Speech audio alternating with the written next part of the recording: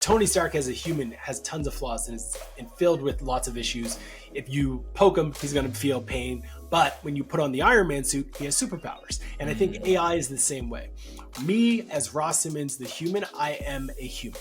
Cool. But when you give me AI tools, I can do things in a time span that would have not been humanly possible before. Hey everybody, welcome to this week's episode of Distribution First. Could not be more excited to have Ross Simmonds back on the show. Anytime I get to chat with Ross, even pre-call, I'm like, man, I'm loving this. I'm feeling inspired and happy. So Ross, man, thanks for coming back. Thanks for having me back. I'm excited to chat. As you said, the feeling is 100% mutual. I love chatting with you. Love what you've done for the community and continue to do with the industry at large on the distribution front. So I'm excited to chat today. It's going to be fun. Amazing. Yeah. And I'm sure we will touch on some of the distribution stuff as well at some point. Anybody watching this is seeing a little book back there behind true. Ross that he's been talking about a little bit on social if you're following him. So we'll get there at some point. But Ross is also, if you've been paying attention, really been shifting more into AI, how marketers can use AI and not be afraid of AI, but use it wisely. Yep. I've noticed in my world, you know, I'm kind of, I was a little bit leery at first because like, man, like, is this gonna, you know, is this another, honestly, it was like, is this another Clubhouse? Is this another, like, you know, a fad, or is it, but then it just became too obvious for like, this is not going away. Right. And so I'm curious to hear from your standpoint, like, I was in the same spot. Like, yeah, like when I first got a glimpse at some of these tools and stuff, I was very anti it. And I like to say, like I thought, oh, this tool will never be as good as me. This tool will never be great. I'm not even going to give it a chance. And then I realized that AI for marketers is kind of like onions for kids. When we're young, it's not that great because it's like we don't want it. We don't dig it. We're not feeling it. But as you get older, you realize like onions are key. Like if you throw onions into a dish, it can elevate it significantly. And I think AI works the same way. If you throw AI into the mix and you are not necessarily an expert, if you're not bought into the idea, you'll probably get mediocre results and then you'll walk away. If you don't understand prompt engineering and you get a response back that's mediocre, you'll walk away. And you'll say that you had a bad taste in your mouth. But when you commit to trying it and trying it in different ways with different prompts, with different strategies and techniques, you start to realize that this technology is going to fundamentally change humanity for a very long time. And yes, there's no question. You can wait on the sidelines and allow it to kind of evolve and change and work through all of the bugs. But I believe right now, what AI is doing to our industry in the world is very similar to what social media did to our world probably 15, 20 years ago. And I think a lot of people are resistant the same way that people were resistant about social. And to me, this is one of the most exciting times to be in the digital marketing world because the change is happening quickly. There's no question that it can accelerate and improve our capabilities, our capacity. And I don't see why any marketer would ignore it today. Yeah, it's one of the, and I think sometimes you just need to have your eyes open. Like the more I've seen for how people are using it, or some of the tools that are being brought out, and like the amount of speed at which I can get things done now compared to when I used to be able to get things done. I mean, the other day, you know, we were talking about the membership before. I'm building up this membership, and I was like, oh, I need to like do an onboarding sequence. I need to do an onboarding video. Well, I had all this base work that I had created and thought of. Yeah. I was then able to go into ChatGPT, prompt my way into a full-on onboarding email series and video script in an hour and a half. You know, where I mean that's weeks worth of work, and in you know, just 2 or 3 years ago. Yeah, like the efficiency gains are, in my opinion, one of the most underrated elements of AI. Like, yes, there's a lot of validity to the idea that AI is going to have a hard time replacing human creativity and being able to take lived experiences and combine that with an opportunity and come up with something that connects with culture. Those are true, real concerns. But here's something that people don't recognize. A lot of the things that we do on a day-to-day basis are very reputable tasks. They're tasks that other Mm. people have done in the past. They're tasks that other people have written about in the past. And they're tasks that AI can actually replicate quite well, especially if you give it a task to do it. Take, for example, the task that we all have as owners when we're trying to brief someone on how to do a project. We need to delegate a task. Let's say it's video editing. Typically, we have our best practices around how we would like our videos to sound, how we would like our videos to kind of tell a story. We want a certain type of hook, all of those things. You can literally take a voice note using your phone today, explain and vomit all of your ideas into that voice note, upload it to ChatGPT, and then tell ChatGPT to use the audio to understand your concepts, your ideas, and write an SOP that you can use to brief a new video editor on this project. And then in a matter of seconds, you literally have taken 2 minutes to record, 2 seconds to upload. You hit enter. You now have an SOP. You can copy and paste that into a Google Doc. Maybe you read it or you don't. You pass that off to this video editor and you ask them if they have any questions. And that allows you to then fine tune and improve based off of their responses. That task and that energy would have traditionally taken probably 4 to 5 hours of time for someone to create. Now it can be done in the matter of minutes, and you can do it at scale. So you can no longer just, you don't limit yourself to that video thing. You can start to do it for Twitter. How do we manage our Twitter account? How do we manage responses? You can get all of this directly out of the ChatGPT and out of these tools and inform ultimately your team on your best practices. And that's where I find the most significant advantages come from, is by accelerating and improving your ability to have standardization across your org with content that is rooted exclusively in your own IP and your knowledge, which you have shared directly with the AI. Yeah, and it makes me think too, like you said, might take 4 to 5 hours to do that task. And I'm thinking in Right. my brain, as somebody who doesn't always love like perfect process and Right. like that type of task would actually take me 4 or 5 days, because it'd be like Right. start, Right. start and stop, Yeah. start and stop, right?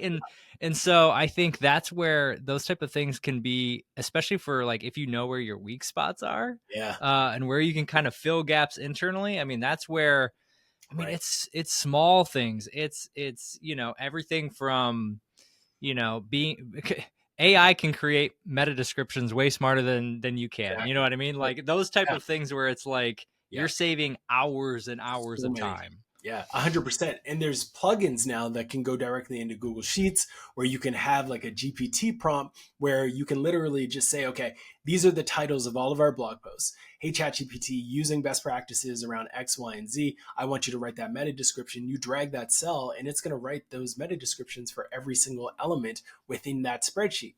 Similarly, you can take looms that you record. If you record looms or videos for your team, you can take the transcripts and upload those to ChatGPT Mm. and ask ChatGPT to turn those transcripts into a blog post or turn them into an internal document that breaks down how we do certain things.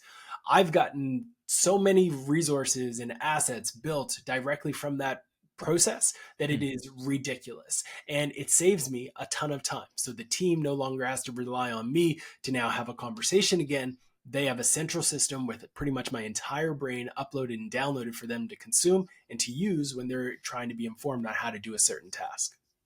Dang, love that. Yeah, and it like you said, that scales because now you have it. You Right. need to do that task again, it's there. You've got it. You might, Exactly. and again, you might need to adjust it a little bit, Right. but Right. And that's where the magic happens, right? Like, I think one of the issues that I have with the state of the industry today is that a lot of people are making the mistake of assuming that AI replaces everyone and that they mm, no longer need humans. That's not reality. Sure, some tasks are no longer needed, but I do believe that humans still play a pivotal role, especially in marketing and communication. When we are thinking about distributing content or creating content, does AI play a role? Yes, but I don't believe that AI can manage the full spectrum of the content that is being created, the stories that are being told, or even determine whether or not an ad or a visual that it's created through Midjourney is actually worth being amplified and promoted. I think there's still some human element that needs to be applied to it. So the way that we view AI at Foundation is that AI is more of an augmentation tool rather than a mm, replacement tool. So when we're thinking about using AI to create a long form blog post or an ebook, we're not thinking about, hey, ChatGPT, ChatGPT, write us this ebook, and then we walk away. We're ensuring that the same way that we would brief a writer as a human, we're giving as much details as possible around what we want this piece to cover. Then ChatGPT will give us a very bad or mediocre draft. A draft that somebody could have probably written if they were fresh out of school, no shade, but like that's what you would get. We then take that and then we revise it, we update it, we improve it. We have a checklist of what we call the content elevation list. And then we elevate that piece to meet our standard. And then once it's meet our standard, then we are confident that we can share this with an editor who does a final review, and then it goes to the client. We do that same thinking and approach to content distribution efforts, to content creation efforts, you name it. That is where I think the biggest gap exists today. A lot of people are thinking, I'm going to connect ChatGPT to the back end of my CMS and let the words run. And then they get surprised when Google erases them from the internet. No, that's what you get. You tried to game the system by publishing mediocre content, and now you get below mediocre results. You need to add the humans on top of the AI-driven content to reach content excellence, and then you actually have things that are worth promoting and distributing. I've used this example a couple of times, I'm sure, on the show and definitely in conversations with other marketers. But I heard Daniel Priestley say this from Score App and oversubscribed and all that. And he said, because Score App, he built his tool with AI built into it. And he was describing it and he said, you got to imagine, like, yes, you can build a landing page. But he said, it's just the cake. Like a bakery isn't going to go out and sell just a plain cake without icing. It's on the humans to go add the icing, to add the decoration, to add the stuff on top that's going to actually make that thing desirable, right? And want to be able to actually enjoy, consume, and all that stuff, right? Exactly. 100%.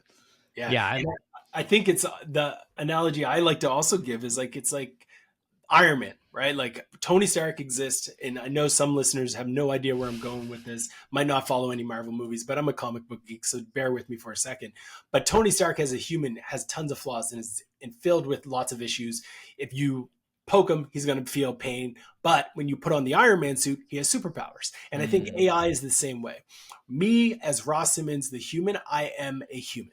Cool. But when you give me AI tools, I can do things in a time span that would have not been humanly possible before. I am able to execute and implement tasks that I couldn't do before, simply because I have this tool. So I think when I talk to brands and I talk to people about like how should they view AI, view it as an accelerant and as an augmentation, and realize you're still very important. You have to guide it, you have to direct it, and you need to understand the value of a good prompt to be able to make it all work. So I guess, and for anybody listening, and I'll throw a link to it in the description as well, Ross has a full course that's super, reasonably priced, and you can go get it. It's got a whole ton of prompts. I got it at the beginning of the year. And so because I think for me, one of the biggest roadblocks for folks is like, what the heck do I ask? Yeah. Right. What am I asking for? What are those type of, like you were talking about the SOP thing. I never would have thought about doing the SOP thing. So Ross, like, tell me, what are some of the main things I need to be thinking about as far as like general, I'm a content marketer, or I'm running a small business trying to do content marketing. What are those type of things I need to be thinking about prompting? Yeah, so the AI Marketing Console is the course that I launched, and it's because, again, I'm a geek and I love video games, and I think like this needs to be thought of like a system. The technology changes so quickly that we need to have system thinking across the board with all AI, whether we're talking about audio AI, video AI, or written text AI, and it's all covered within the AI Marketing Console. We have to have systems in place for how we will use these tools. So when we're thinking about prompts for written text, there are a few simple things that you need to remember and keep in mind. First, you always want to be very, very clear to the AI with what you want. A lot of people make the mistake of saying, ChatGPT, can you write me a blog post? That's not enough. You need to be very specific. What is the goal of the blog post? What are you trying to get it to do? And then if you can give it an exemplar and an example of exactly how you want it to sound, so it can kind of go into the back of its brain to say, all right, I have a framework that I'm going to apply to it. It makes it better. So what can you do in that case? You can say, hey, ChatGPT, please. I always like to use my please and thank yous just in case the AI comes to life someday and doesn't try to get me. I like to do that. And then you're going to say something like, I want you to use the inbound marketing model to identify 10 different types of blog posts that I should create. and then it's going to give them to you. So now ChatGPT has understood that inbound marketing model, and it's making recommendations based off of top of funnel, middle of funnel, and bottom of funnel. Great. That could be good. But what would be 10 times better is if you gave it context around the types of content that you wanted to give you back. And the way that you do that is you give it a persona. So I would oftentimes tell ChatGPT, not just, hey, can you write this for me? I would say, you are a digital marketer named Ross Simmonds, named Seth Godin, or whoever that is like your goat in the industry, and then ask them to create a recommendation like they would. Then they're again going to understand what's their style, what's their approach, and then they're going to craft it in that format. Now, at this point, you will probably have better results than the vast majority of the people who use ChatGPT. And the system that you put in place after that is essentially, let's do some chain prompting to now take these titles and turn them into full-fledged blog posts. So I want ChatGPT to now write me briefs. And from those briefs, you ask ChatGPT to turn those briefs into full-on blog posts. And then you communicate that back over to editors. They review, they edit, and they bring it to life. Now, this is where it starts to get really, really interesting. Because now within ChatGPT, they have a section called Dolly, which allows you to have images. And you can ask ChatGPT to create the social media graphics that should go with that blog post. And it will read it, it will understand the context, and then it will give you an image that it thinks is relevant to that piece. You can then talk to it just like you would a designer with recos and insights around your brand so it meets your brand quality guidelines, all of that stuff to modify it and tweak it to hit your best practices. There's also a GPT plugin. I believe plugins are getting replaced in ChatGPT, so it might be just called GPT in the future, called Whimsical, where you're able to even say to ChatGPT, I want you to create a flowchart. Let's say, for example, I wrote a blog post about the 20 things that you need to know about content distribution in 2024. And in that blog post, I had a section that talked about the workflow of distro. I could say, hey, ChatGPT, I want you to create a workflow visual using a diagram and a chart that showcases how someone can go from an asset to 20 different assets. And ChatGPT will actually design that for me. Now, let's just say that graphic wasn't exactly what you wanted. You can now download that graphic, upload it back to Dolly, and say, design this in a way that hits this type of state, this type of style, and it will do that for you. That whole process took me a long time to articulate with words, but as an actual executor, it probably took about an hour of time. And within that hour, you were able to create 10 blog post titles, probably get 5 briefs, 5 final drafts, and imagery for all of that content. This is why I believe this technology is absolutely going to fundamentally change the way we do our work. Yeah, I love that. And there's, so it's funny. I haven't experimented too much with the image stuff yet, knowing that it's in ChatGPT. I'm going to have to do that now. But one of the things in Ross's course is he has a bunch of sort of image prompts. Because I think like there's really like in my mind anyway, there's like sort of the AI for content, traditional like written type content, maybe even some video stuff, which is super wild, which I know you're experimenting with. That next. and then you've got images, which is a whole other world. But some of the just the prompts alone for images are really, really cool and interesting to just go through and try different styles. You know, I was playing with one, it was like retro Fuji film something, or I'm like, oh, this is sweet. I would have never thought to try that. So yeah, it's super cool. But the thing that I think is really interesting is like for your company too, you can start to tailor those things with your own, own custom templates, where if you get an outline for a bottom funnel blog, for instance, you can rinse and repeat that as the basis for the brief that AI creates for you, you know? Exactly. Yeah, it just allows for so much more scale and efficiencies. And one of the other like efficiencies that I found with AI is you can take a blog post that you've written, and we talk about this often, so I know you're going to love this, but you can take a blog post that you've written and you can ask ChatGPT to write a script that would live on TikTok or that would live on YouTube with that same concept. And then you can do 2 things. One, you can go the old-fashioned approach where you set up your camera and you read that script and you say it into a camera, and now you have a video. Or you can take that script that you just got ChatGPT to create, and you're going to upload it to a tool called DID or 11 Labs or HeyGen, which are AI tools that create essentially deepfakes of yourself. And you're going to have AI Ross or AI Justin go on and look just like you would standing in front of a camera, read that script. And then you're going to upload it to TikTok. You're going to upload it to Instagram. You're going to upload it to YouTube. And you're going to essentially articulate that script without the words actually coming out of your real mouth, and instead it coming out through a synthetic version of you. And you throw some hashtags on it and you get some comments. Why do I know this works? I experimented with one of these. I took a script from a blog post that I wrote. I downloaded the entire script, I uploaded it to 11 Labs, and I got our video editor to place video on top of it, and I uploaded that to YouTube. It's called What is On-Site SEO, and I encourage folks to check out that video on my YouTube channel. It sounds just like me. And people sent it to me saying, Ross, I love how deep you went into this video. It's not me. I never actually said those words, but it is me, but it's not me. And that is the wild part of this entire space, is like, you don't know who is and isn't really an AI. It's going to be wild. It is going to be wild. It's going to be absolutely. I've even started playing with some of that stuff with, like, inside of Descript and inside, like, Right.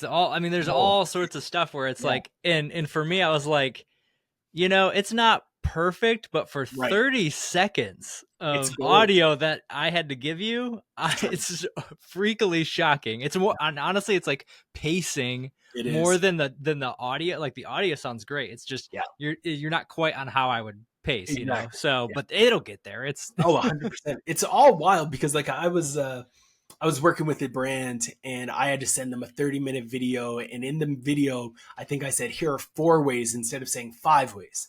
And in Descript, I could actually edit my words. So instead of saying 4, I could change it to 5. And then it replicated my voice and changed it to 5. And I sent it back to them and they were like, we don't know how you did that, but thank you. And I was like, exactly. Yep. It's wild. It is a wild time to be alive. But that saved me literally a lot of money, because I would have had to go record. I recorded it in a nice studio. I booked a studio and I said the wrong thing. I would have had to go back to the studio. I would have had to set up a camera. I would have had to record. I would have had to find out what shirt I was wearing, make sure that I looked the same. Everything was looking good. But instead, I just changed the words, and AI picked up my voice, threw it in, made my mouth look like it matched, and what a time to be alive. It's amazing. crazy. Amazing. Is the for the traditional sort of marketer thinking about doing this, one of the things I think, and you brought it up with the video script, is the ability to take the one thing you've made and and maybe not straight repurpose it like you maybe traditionally would think of repurposing, but repurpose that into multiple other things, right? Like, I was able to like I mentioned earlier, like, take an email outline that came from, like, basically an outline of how I'm going to onboard, and then I could come up with a full-on email sequence, and then from there I could say, take everything you know about this email sequence and write it out in a perfect how-to step-by-step video. And so it's like, those are the types of, and instantly, and again, is it perfect? No. Does it maybe need a little bit of massaging? Yes, but I can do that in minutes instead of hours. 100%. I think we're going to live in a time very soon where the responsibilities of an individual marketer goes up, and a lot of people are afraid of that. But because of our capabilities now, thanks to AI, you should be able to get more done. You should be able to execute more frequently tasks and do more. And I think that's going to wreak a lot of havoc on a lot of folks, because the expectations for marketers is going to rise due to the fact that we should have AI in our back pocket. And that's why I launched the AI Marketing Console, is because I am ridiculously confident that this technology is going to wreak havoc on the careers of people who do not embrace it. And I think it's important for repurposing, for paid media, for creation, all of the things. AI should be a part of your mix and a part of your tools that you're using today. I mean, I can say, just speaking from me running my own business, I got on a call a couple of weeks ago with somebody and it's like, dude, you're just a machine. Like your stuff, Right. I've just, well, how are you? You're in my feed and then you're in my Yeah. inbox and then you're like, how are you doing it all? And it's like, really it's me, but it's me using AI as Right. my assistant like that. Yes. When I first heard somebody say that, and you're speaking the same language there, like, that completely opened up my brain to like not be afraid of it and be like, oh Right. no, no, no, no, you're my intern now. Yeah. you're Yeah. you're 100%. you're my you're my marketing manager Right. now. You're I you're use you it know 100%. I am with you 100%. I don't even just view AI as my assistant. I view it as my mentor. I use it as my mm, partner in crime, my colleague. It's not just someone that I'm giving tasks to. It's someone who I will use as like a someone to just like bounce ideas off of. So I'll ask ChatGPT, like I don't know if you're familiar with, I think it's called the $1 Trillion Coach, Bill Campbell. He coached like all of the top execs at Google and brands like that. I will tell ChatGPT to think like him and personify him and be him. And then I'll say, this is what I'm trying to work through. What advice do you have for me? And then it's so good. typically it is good advice. Or I'm trying to make a decision on whether or not I should take on a project and I need to bounce the idea off of ChatGPT on like the pros and cons and tell it to go and do some total addressable market research. So, hey, ChatGPT, I have these two ideas. Please do a deep dive on what you believe might be the opportunity worth chasing, thinking about the total number of amount of impact, how much time it's going to take, the investment that I will have to make, both from a time and cost perspective. And the responses are always enlightening and eye opening. So for me, I don't think you should view it just as the intern. Also, don't be afraid to ask it for advice and get guidance on things. And of course, sometimes the advice will be bad and it will be wrong, but that's okay because at least it will start to open little doors of sequences where you can poke in and navigate and say, I never would have went down this path. Nope, not for me. Shut it. And then on to the next one. So I use it as not just an assistant, but also as a mentor. And I think that there is a ton of value in using it for that and for brainstorming and things like that too. That's amazing. Brainstorming is huge. The mentor thing, I've maybe done it, not maybe as strongly as you have there. That's really cool to think about. Like, I've used it as like a really strong editor at times Right. where, Right. for, hey, you are X, Y, and Z, like Right. edit, Yeah. edit this thing. What's missing? What would make Right. this stronger? And Right. that way it's not like, and then from there you can take that and either you can Yeah. implement those changes yourself, you can do more 100%. prompting if you want, Yeah. the AI to do that, but it's a good way to use it for like, yeah, getting advice, Yeah, getting, I've uploaded like literal sales calls to ChatGPT and been like, "Look, I just had this sales call with a company. Would love to get your feedback on what I could have done better." And I oh, shot that's so this answer. good. And then it will tell me like I've had times where it says like the best amount of time to actually talk on a call is on average about 3 minutes for the person who's pitching. You went long, and I'll be like, cool, I need to slow down on that. Or it'll say like they brought up this major concern, but you didn't really address it. And then I'm like, right, I should have listened a little bit closer to that. You can get some ridiculous value out of that. Just again, playing the mentor role. That's amazing. I've done sales calls, but not from that perspective. That's super Right. cool.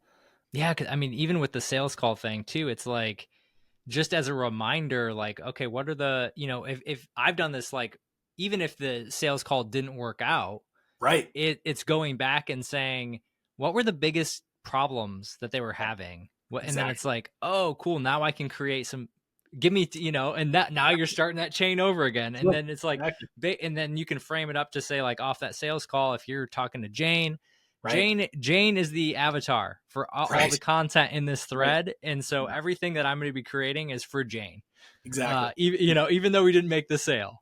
Right, right, exactly. And what you can say is like, hey, ChatGPT, recognizing we didn't close that sale, but I want to nurture that relationship with Jane 3 months from now. What are some pieces of content that I could create that I Hmm. can send to her that will demonstrate why we would have been the right partner for her?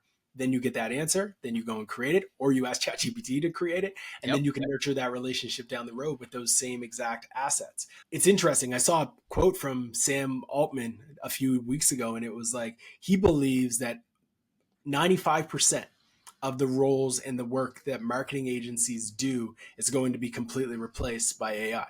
And that to me was like, okay, this is the like the goat of AI right now talking about how 95% of the tasks that marketers do could be wiped out. And in some cases, I think he's right. A lot of the repeatable tasks that marketers do on a regular basis will be replaced by AI because we're still in early days of this technology. But the creativity, the connection to culture, the human touch, the things that make you unique and the things that allow you to get closer to your customers on a human, personal level will never be replicable by AI. And because of that, I think there will always be room for great marketers, great storytellers, great creators, and great creatives. But if you are mediocre and you are average, now is the time to Mhm. invest ridiculously in elevating your skill sets because the talent that is going to be required to win in this new age is going to be beyond mediocre. And that would be my big message to anyone who wants to get into marketing, who wants to continue to have a long career in marketing.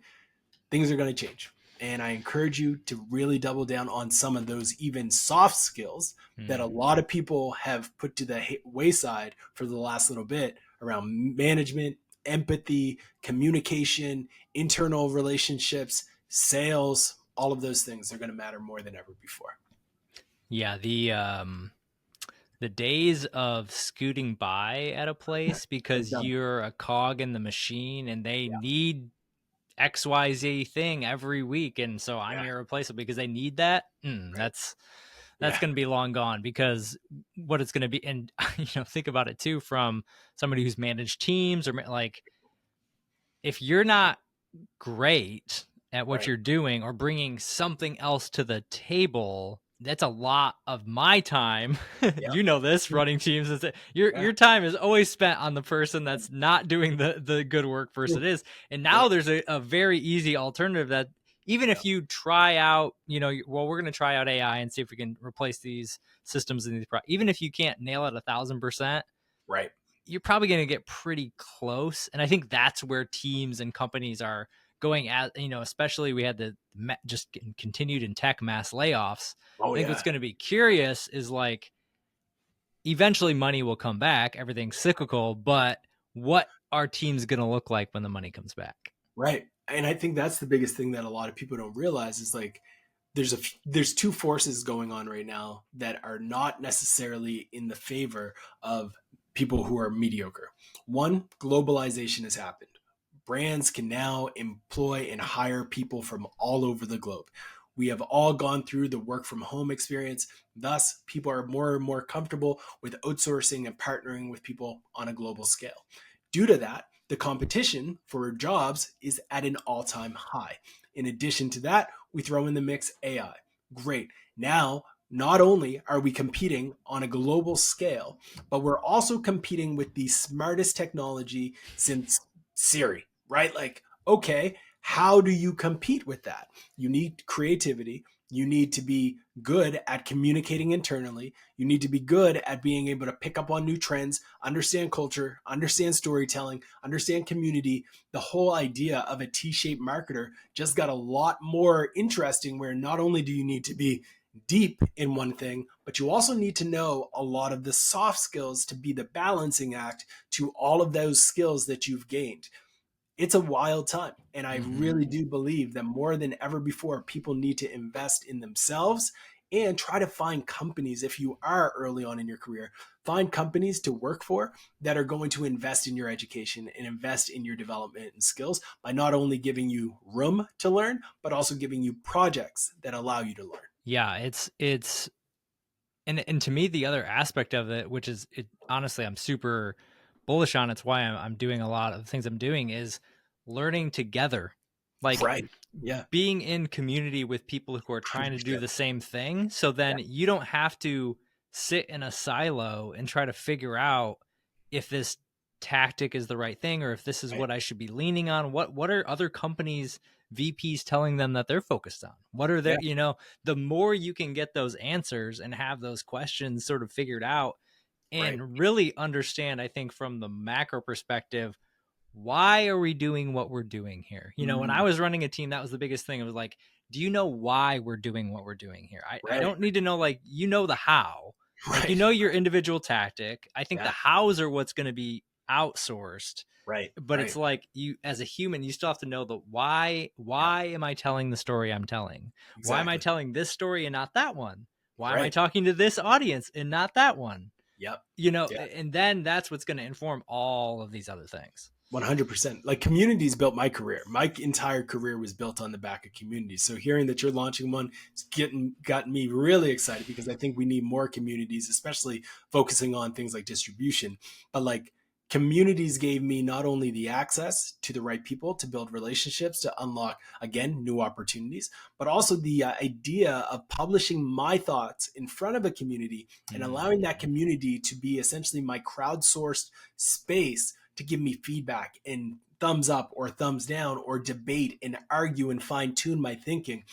There's a lot of value in communities. And especially early in your career, if you are not already where you want to be, find a community where you can really make it your own and add as much value as possible. Because when you add value to these communities, you get value back. And that value that you get back will literally last the rest of your career. So I don't know where I'm going with that, but long response to probably not even a question. Communities are good, are great. Like definitely encourage people to join communities. It's a great place to be. Yeah, it's that shared experience. It's that, again, I think like you can learn so much by yourself, and Yeah, I'm a huge advocate. Like I've said this, you know, and anytime anybody asks me about like career growth or what do you, it's like, right, work harder on yourself than you do at your job, and right, you will succeed. Like I right. truly believe that if you Yeah, are improving your, you know, your skills, your yeah, mindset, how you're thinking about things, how you're trying to, yeah. and if you're focusing on growing, like most people are not. You know, No, that's the other thing too, right? Like most people are not focused on right. growth at all. They're just like focused on surviving. So True. if you turn that dial just a little bit and Yeah, want to it can be focus game. on growing yourself, you'd be a complete game changer. Yeah, I 100% agree. I can remember my first job. I came in relatively fresh out of school, and my mission was to kind of be able to compete with the peers who I knew were making six figures. And I was coming in very junior and I wasn't making that. And I was like, all right, I need to be able to do everything they did. So I blocked off time in my calendar, even after hours, where I would go in and read all of their work. I would go on websites like SlideShare. Back in the day, it was a great place for reading briefs and studying documents.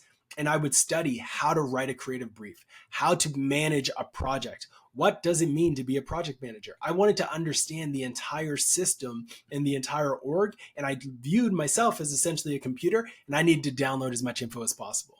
And I grinded and I put in that work. So eventually I could get on stage. I can have these conversations with my colleagues and my peers at the time and be able to say, like, look, don't look at me as just some young 22-year-old who doesn't know anything. I need you to understand that I have put in the time to understand these channels, this network, social media. This is now my thing, and I'm going to own it. So, my advice to folks who are early in their career would be to be known internally as the person who understands things like AI better than anyone else. If Mm, you can be positioned internally as the person who is obsessed, that knows how to use all of the tools, who understands what Perplexity is, who understands what ChatGPT is, who understands Midjourney, and can support the team in those efforts, I can say with confidence, if you still do your job and you deliver value and you are seen as the expert in that world, you will not be on the list when layoffs come. You no. will not be on the list, not even close, because the leadership team is going to view you as somebody who has a key role in the future at being able to grow that org. And with that, it's a soft skill that is showing your willingness to True, adapt, true. learn, be agile, Yeah, not be stuck in your ways, not be, you know, boots in the sand. I'm not right, moving. This is how I've always right. done things, you know, which are all of those things add up to say, like, all right, the world is changing, Yeah, you know, Ross is yeah. with us, you That's know. it. Yeah, 100%. Like be great. Like try to be great at your job and don't get caught up in the noise and the chaos of, oh, you just do the bare minimum and get by. No, like you're talking about your livelihood, folks. Like life is hopefully long for you. And in life, you're going to do a lot of things. If some of it is self-employment, amazing. Go do that. Run your own show. I'm a huge fan of side hustles, of entrepreneurship, all of those things. I'm a big believer in it. But I also recognize that some people want to have a full time career and that's their goal and their ambitions. Great, do that too. But recognize that if you want to thrive in your career, you are very likely going to need to differentiate, especially with the rise of AI and the technologies that are coming down the pipe across our industry. Yeah, it's becoming more and more as somebody who worked in house for over a decade and then is now building his own thing, I can speak Right. from firsthand experience that I had to learn my craft, but then I had to Mhm. learn about marketing in general. It wasn't just websites, it wasn't just Right. copy. I had to learn about, how does the ads that they're running tie in with the thing I'm doing here? How does this work with that, right? Like you're expanding Yeah. and learning. And then it was, how does this tie into the Right. business? How does this tie in with Right. what sales is trying to like? Right. And now Right. running my own business, I'm just doing everything. So it's like, Right. Right. Now you're crash, doing the bookkeeping. crash course and everything. So, Is this an uh, expense? Can I expense this coffee? Yeah, all that stuff. how can I expense this coffee? That's the Right, question. exactly. um, Real quick before we wrap, I'm curious because this is actually something that one of my clients brought up with me, and I wasn't sure I had a great answer, so I was curious to ask you, like, Mm, how do we think about plagiarism in a world of AI? Like, yeah, knowing we can do a lot of things, how can and with all the core updates that Google's doing and all that type of stuff, how can we as marketers feel confident that like I'm tapping into every bit of potential that AI is giving me, but I'm yeah, not crossing some sort of mysterious line? yeah. It's a great question. So there's two trains of thought that I apply to plagiarism with AI. The first one is you always want to do plagiarism checks at the end of producing an asset. So there are a ton of plagiarism checkers that will actually analyze what you've created across the internet and determine whether or not things were plagiarized and whether or not they need to be rewritten, redeveloped, and rewrote. That's the first piece. Always embrace plagiarism checkers to make sure that you are not taking someone else's IP and turning it into something. Now, the little internet voices might be saying, yeah, but Ross, it was trained on other people's content, so it's plagiarism anyway. I hear you. This is my thought on that. The same way that I learned content marketing by reading blog posts from some of the great content Mm. marketers, AI has learned content marketing by reading content from some of the greatest marketers. If I want to learn how to be great at sewing, I'm going to read a ton of books on sewing. And that's going to form my thoughts and my perspective on sewing. If I decide that I am great at sewing and then I write a book on sewing, I'm very likely not going to go out into the wilderness and think back to 10 years ago when I was informed by a famous sewer who wrote a blog post or an article on that and then use that as a quote and source them as the IP of that original idea. It's not going to happen, right? All of the greats learn from other greats. You don't see LeBron James saying, oh, that shot was created by Michael Jordan. You don't see Michael Jordan talking about how every shot that he did was inspired by Dr. J and Dr. J doing the same thing for Will Chamberlain and then Will Chamberlain with Bill Russell, blah, blah, blah. It doesn't work that way. And the same thing exists with AI. AI has learned from humans the same way that we as humans would have learned from other humans. The only reason why me and you can even have this conversation is because over the course of our life, people have taught us English and we can speak English. But every time I talk to you, I might be plagiarizing things that my dad would have said. My dad always said, long story, a little bit longer. That is like my go to line. But I'm not saying source my father, Hank Simmons. I'm not doing that, right? So I think a lot of people get caught up in this idea, not realizing that all ideas that we have as humans are taken from humans in the past that we've interacted with and that we've connected with. Unless you're in a research lab and you're coming up with new things in math, but that's a whole different ballgame. So for me, long story, a little bit longer. I think the plagiarism side, run your checks. But also, when it comes down to it, folks, realize that the ideas that AI has captured and is grabbing are very similar to the same ones that you would, except instead of it being flesh and chemicals inside of our brain, it's pixels and data inside of a computer. Yeah, it's like and I gave him credit because earlier Daniel Priestley talking about AI, but at some point I will not. At some point I'm just gonna, you know Right, what I mean? Like, it's right, gonna be so baked into the conversations that I'm having. I'm just like, yeah, AI is like right, cake, and it's like that. Like right. I think about all the books Yeah, that I read, and it's like, oh, that's a really interesting idea. That's a way yeah, to build a business, or that's a way to frame this up. I mean, I was right. watching a YouTube video the other day, and some guy's pitching his framework, and I'm like, boy, that's a lot like so and so's framework Exactly. that I saw over here, right? So it's like, Right. I think the more comfortable and confident you can be, unless it's like a named Right. process thing Concept. that Yeah. you've, I Right. was talking with somebody earlier Well, that, everyone throws out the flywheel. Like the yeah, flywheel's been around for years. Like Disney had the flywheel. Then so and so had the flywheel. HubSpot had this flywheel. Everyone's flywheel, flywheel, flywheel. It's not a new concept, yep, right? But it's coming back. it's More, all coming I back. see it all the Yeah, time now. It's like you got to build, exactly. build this flywheel, do these things. So yeah, Yeah, it's the classic. Nothing is new under the sun. nothing is new. Quoted by someone else. Someone else said that too. Absolutely, man.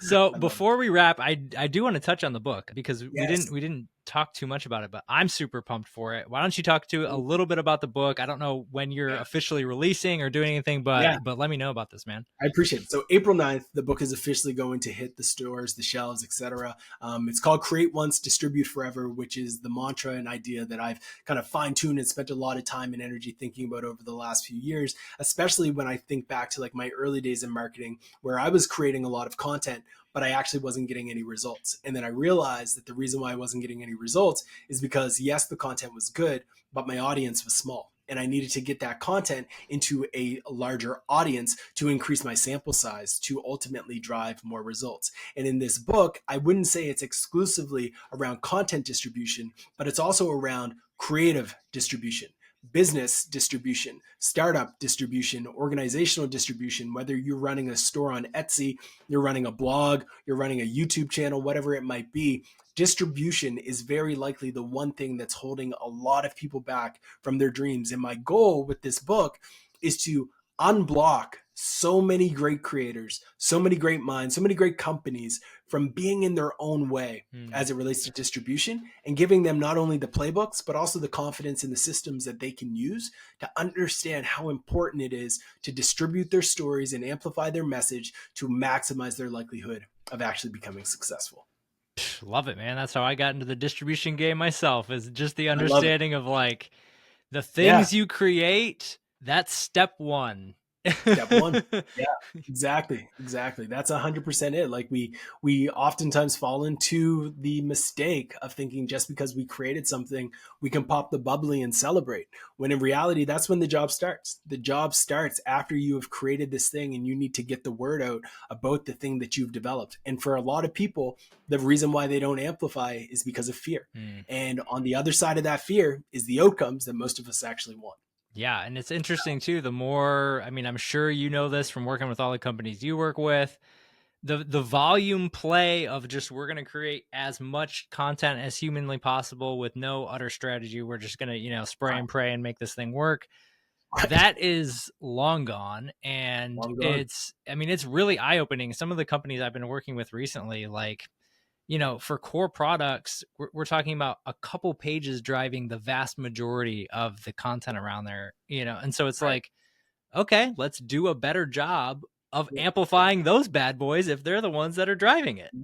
Exactly. If you're seeing the results off of a few assets, then pour the gasoline on the fire, right? Like don't just say on to the next one, let's create something new. Let's see and look at what's working and try to milk that for all it's worth. And the best brands do this every single day. And when you can crack that code as an organization, it just unlocks ridiculous potential and opportunity. And like you said too, I think the underrated thing when I talk about it as well, that usually when I say it, it kind of lights up for people, is around you're amplifying your business, you're amplifying your Right. message, you're amplifying your story. Yeah. Like you're not just distributing a piece of content, hopefully No. you're distributing your point of view, you're distributing, all of those things that you wish people would understand. Right. You're not forcing them to take all this time out of their day to understand that, oh, you've got this blog post. Like, no, you're just presenting it to them in unique ways and native ways wherever they're at. So, where That's it. eventually over time, oh, Right. Ross talks Yeah. about X, Y, and Z. Oh, Justin talks Exactly. about X, Y, and Z. Cool. I'm in. Yeah. That's it, 100%. And everyone's like, oh, but I don't want to say the same I thing know. over and over again. And it's like, folks, how long has Nike said just do it? A very, very long time. And you're afraid to share a blog post twice in 1 week? Really? Think about that. Like, it Mm. makes no sense. It makes absolutely no sense. So I encourage people to get out of your own way and just try it. And that's when the light bulbs start to come off. When they share something in week one and then they share the same thing in week two and they see that the amount of impact was the exact same. Ah, cool. Nobody's commenting saying, why'd you share this I again? know. Everybody's just doing what we wanted them to do twice.